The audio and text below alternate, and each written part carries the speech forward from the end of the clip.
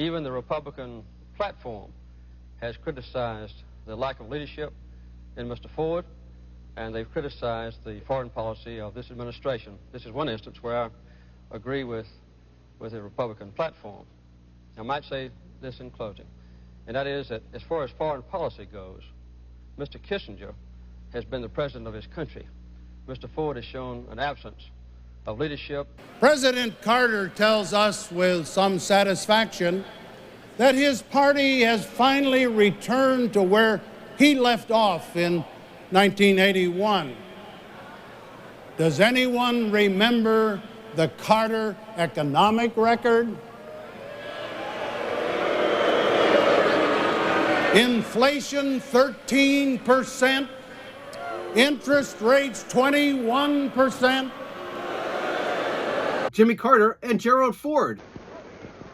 For myself and for our nation, I want to thank my predecessor for all he has done to heal our land.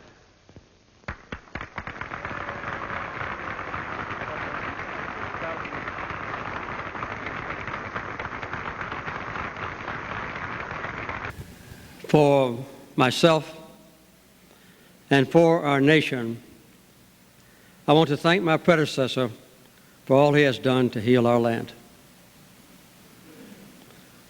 Those were the first words I spoke as president. And I still hate to admit that they received more applause than any other words in my inaugural address.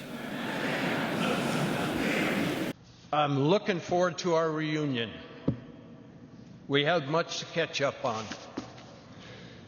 Thank you, Mr. President. Welcome home, old friend. Jimmy Carter and Gerald Ford, political opponents in 1976, ended up giving eulogies for each other, as you'll hear in the next episode of C-SPAN's podcast, The Weekly. Find C-SPAN's The Weekly wherever you get podcasts. The Weekly!